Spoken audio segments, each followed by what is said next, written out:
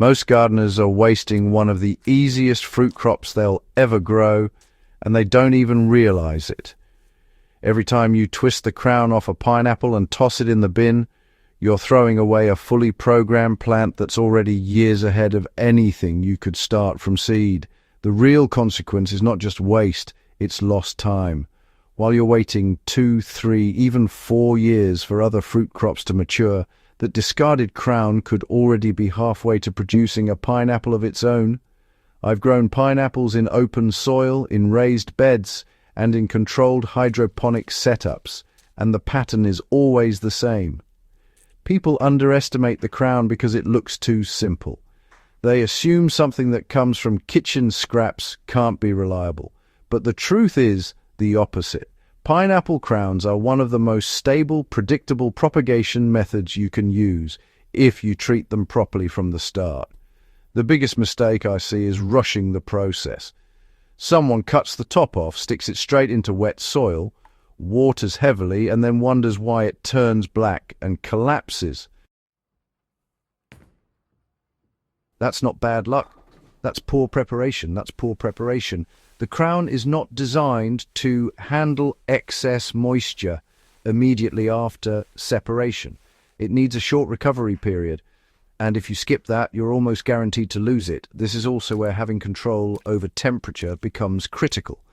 I've used a Vivison heat mat with a digital thermostat for years, especially when rooting indoors or in cooler highland climates. I'll link it in the description below. It creates a consistent root zone temperature that removes guesswork from the process. And that consistency is what turns success from occasional to repeatable. Before we go further, there's something I want to acknowledge that goes beyond gardening. There are dog rescue organizations out there doing the kind of work most people never see, pulling injured, abandoned animals off the streets, feeding them, treating infections, and giving them a chance to live. They depend entirely on donations. There's no backup system, no guaranteed funding.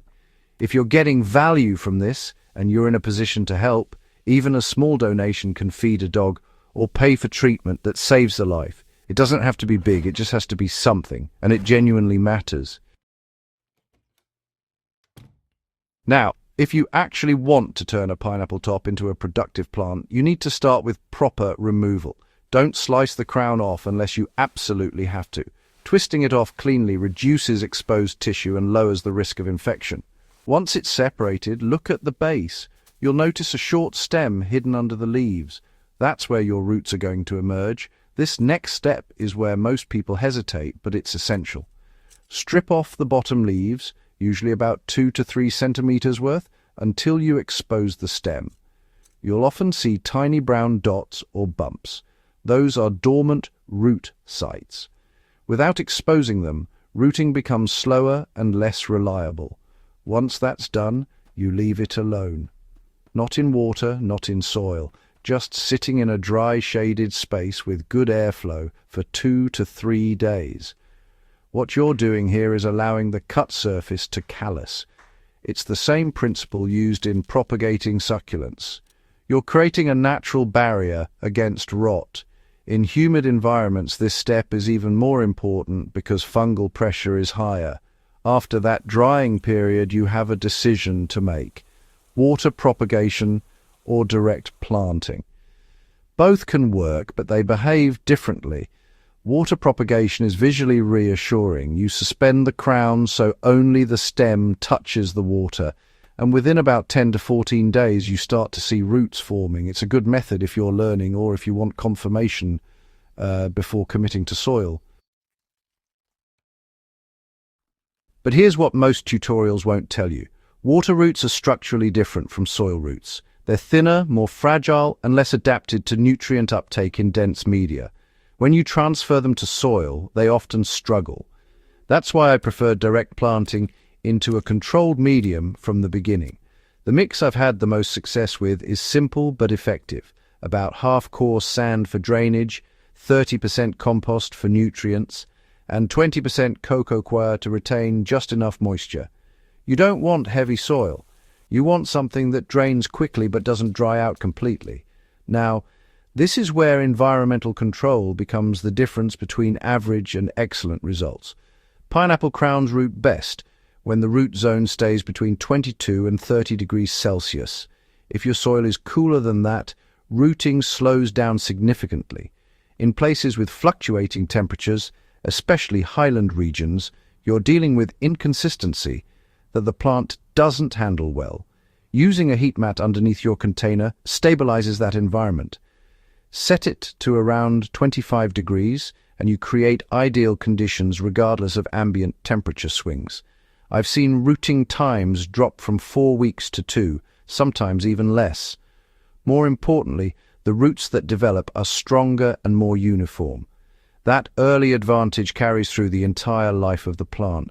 Once planted, resist the urge to overwater. Pineapples are not thirsty plants.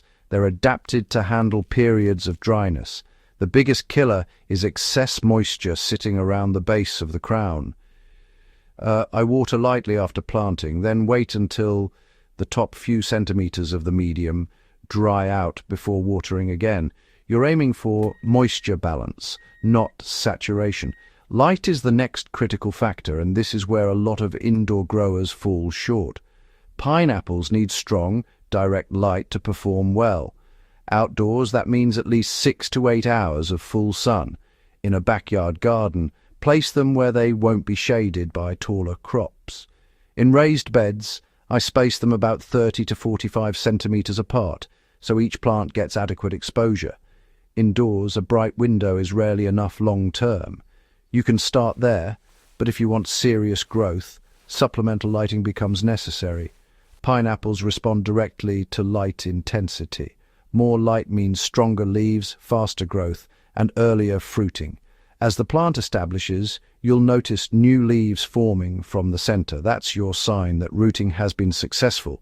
At this stage, the focus shifts from survival to growth. You don't need heavy feeding, but you do need consistency. A balanced liquid fertilizer applied every 4 to 6 weeks during active growth is enough. Overfeeding leads to excessive leafy growth without improving fruit production. If you're working in a hydroponic system, the principles stay the same, but the margins are tighter. You need to maintain a stable pH between 5.5 and 6.5 and ensure proper oxygenation of the nutrient solution. Pineapples don't tolerate stagnant conditions. A simple aerated setup works well, but it requires attention. The advantage is faster growth under controlled conditions, but the trade-off is increased management. Now let's talk about patience, because this is not a quick crop. From crown to fruit, you're typically looking at 18 to 24 months under good conditions. That timeline can shorten slightly in optimal environments, but it's not something you rush. The real strategy is staggering your plantings. Start a new crown every few months, and over time you create a continuous production cycle. One of the most valuable aspects of pineapple plants is their ability to produce offshoots, often called pups. After the main fruit develops, the plant sends out smaller shoots from the base. These can be removed and replanted, giving you new plants without starting from scratch. This is where the system starts to compound. One crown becomes several plants over time. Strong early rooting directly affects this stage. Plants that were started in stable, warm conditions, especially those that benefited from consistent bottom heat, tend to produce more vigorous pups. Weak starts lead to weaker propagation. That's why I emphasize getting the early stage right. It sets the tone for everything that follows. There's also a technique for encouraging flowering that's worth understanding. Pineapples respond to ethylene gas, which is produced by ripening fruit. Placing a ripe apple in the center of the plant and covering it loosely with plastic for a few days can stimulate flowering. It's not guaranteed, but it's a useful tool if a mature plant is slow to initiate fruiting. Now let's be realistic about limitations. Pineapples are slow compared to leafy crops or annual vegetables. If your goal is quick turnover, this isn't where you focus. But if you're building a diversified system, they offer long-term value. They require relatively low maintenance. They don't demand large space, and they produce a high-value fruit that stores well after harvest. In a small backyard garden, dedicating even a single raised bed to pineapples can give you a steady supply once your cycle is established. In containers, they perform well as long as drainage is excellent.